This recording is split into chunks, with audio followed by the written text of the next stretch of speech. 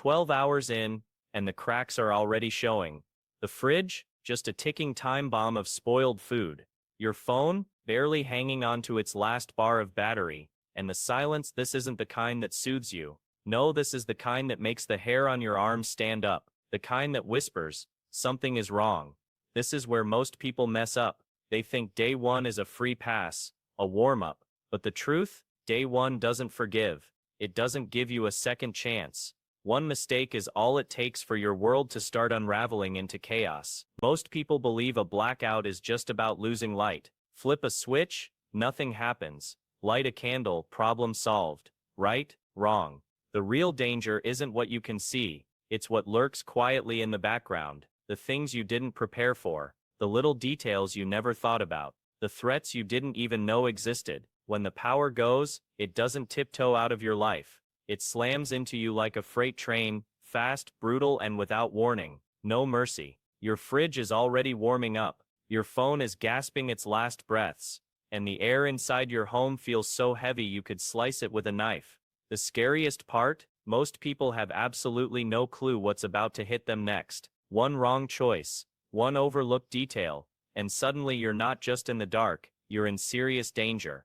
This video is your wake-up call, because I'm about to show you what to fix, what to avoid, and the mistakes that could cost you everything. Don't wait until it's too late to learn. Let's start with the first and deadliest mistake, water. When the power cuts out, everybody's first thought is food. How long will the fridge last? What can I cook? But here's the brutal truth. Your first real fight won't be for food. It'll be for water. No electricity means no well pump. City water, it might keep running for a short while, but as soon as panic sets in and demand spikes, that pressure drops, and then nothing. Your taps go dry. And here's the nightmare most people don't realize. You can be surrounded by food, fridge packed, cupboard stuffed, but without water, it's all useless. You can't cook it. You can't wash it down. You can't even boil pasta without it. Forget drinking. Suddenly even flushing the toilet or brushing your teeth becomes impossible. Water isn't just a convenience. It's the backbone of survival. And when it's gone, life doesn't slowly get uncomfortable. It falls apart. Fast. Water is more than comfort. It's survival itself. And dehydration, it doesn't play fair. People like to believe they can tough it out, go a couple of days without drinking. But the truth is brutal. You've only got about 3 days before it kills you. And long before that deadline, your body is already betraying you. Dizziness creeps in. Headaches pound like a drum. Confusion sets in. Suddenly even the simplest tasks, boiling a pot, walking across the room, feel impossible. It's not just uncomfortable, it's life-threatening. So what can you do before those taps cough out their last drop? You stockpile. Not tomorrow. Not later. Now. Fill anything that can hold liquid. Bathtubs, pots, pans, buckets, storage bins. 1 gallon per person per day is the bare minimum. And don't forget your pets. They're just as vulnerable as you are. If you have a water filter, use it relentlessly. Purify and store as much as you possibly can. Because here's the dark side no one talks about. When water runs out, people get desperate, and desperation turns dangerous. Neighbors become competitors. Crowds gather at creeks and rivers. Fights break out over something as simple as a plastic bottle. If you're not prepared, you'll be caught in that storm, battling against panicked, irrational people just to stay alive. Water isn't a luxury, it's non-negotiable, and when the lights go out, this is your first fight. Win it or you won't get the chance to fight any others. But water is only the beginning, because lurking right behind it is another silent enemy, food spoilage. Think of your kitchen as a ticking time bomb. The second the power dies, your refrigerator, the hum you never noticed, turns into a trap. That soft background buzz was the only thing standing between you and a pile of rotting food, and once it's gone, the countdown begins. Here's the harsh truth. Your fridge only buys you about 4 hours before food slips into the danger zone. That's the sweet spot for bacteria, the place where milk, meat, and eggs transform from safe to deadly. Forget the idea that food safety is something you'll worry about days later. By the very first night of a blackout, you're already gambling with your health every time you open that door. So what do? You prioritize. This isn't about what you're craving. This is survival. Start with perishables, fresh meats, dairy, produce. If it spoils fast, it needs to be eaten fast. Those chicken breasts you planned to cook next weekend. That steak you were saving for a special dinner? They're on the menu tonight. Even those sketchy leftovers you weren't sure about, if they're edible now, they're fair game. And once the fridge is emptied or everything inside becomes questionable, you move to your freezer. Here's the good news, a full freezer can keep food safe for up to 48 hours. But only if you're smart. That means no peeking every few minutes, no opening the door to check. Every time you do, you bleed away precious cold air. Grab what you need, shut it tight, and let it work for you. If your freezer is only half full, you're working with maybe 24 hours. Tops. That's it.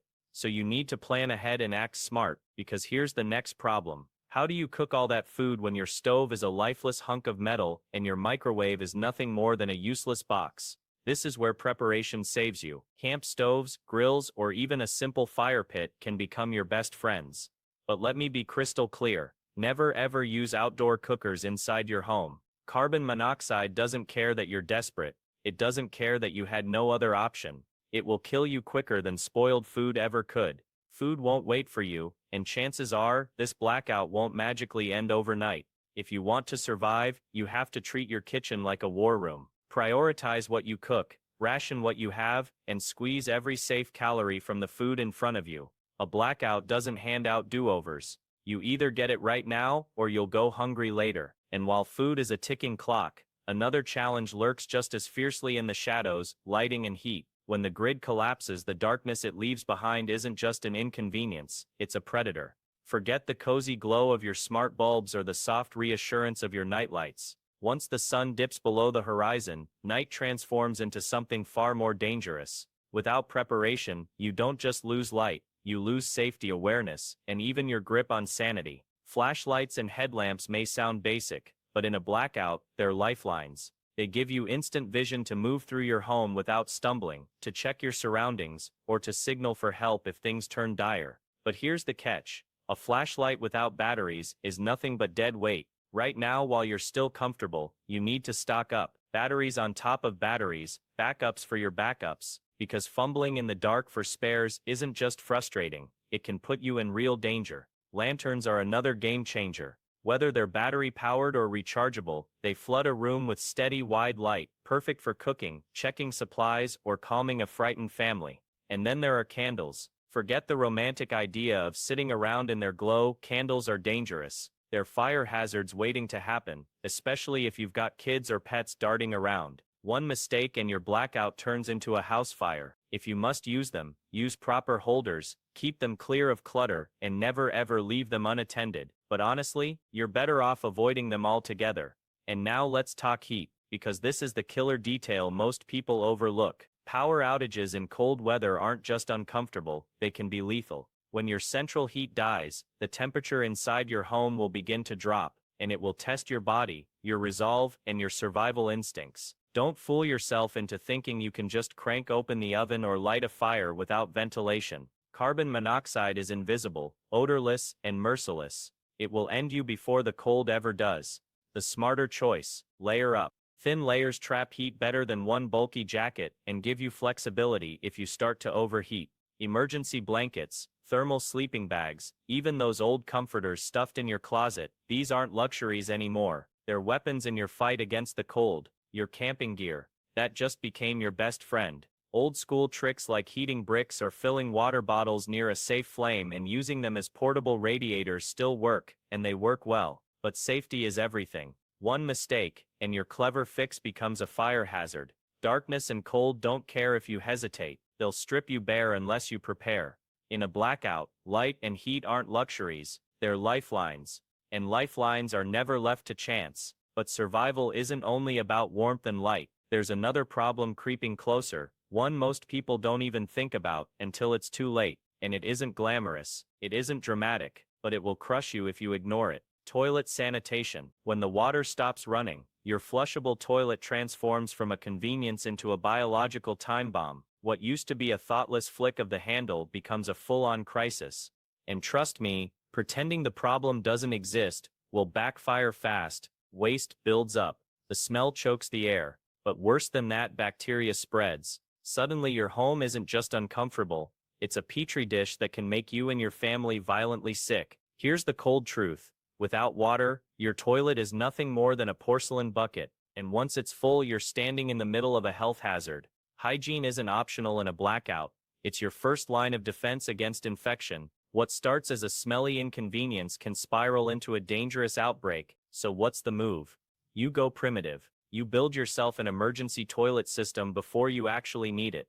The basics are simple but critical. Get a sturdy 5-gallon bucket, line it with a heavy-duty trash bag. Congratulations, that's your new throne. To control odors, add absorbent material after each use. Sawdust works great. Kitty litter works even better. Shredded paper, ash, or even dirt can do the job in a pinch. The goal is to soak up moisture and trap the stench before it spreads. Here's an underrated pro tip. Always close it off. A tight-fitting lid or even a secure cover isn't just about comfort. It keeps bugs and flies out. Once pests get involved, your toilet problem turns into a full-blown disease risk. And if you've got kids or pets in the house, be very careful about where you set it down. One spill and you've got a whole new nightmare on your hands. And of course, waste disposal matters, because just piling up bags in your yard or tossing them outside isn't a solution. It's an invitation for sickness, animals, and worse. Waste disposal is not something you can take lightly. Tossing your bags in the backyard or anywhere near your water supply,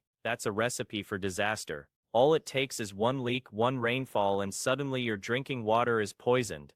If you're in an urban setting, look into dedicated emergency waste bag systems. They're designed for exactly this kind of situation. If you're rural, burying waste is an option, but only if you do it right, far away from any water sources and deep enough that it can't be dug up or seep into the soil around your well. Here's the bottom line. Careless disposal doesn't just stink, it spreads bacteria, attracts pests, and makes survival 10 times harder. Hygiene in a blackout isn't optional, it's life or death.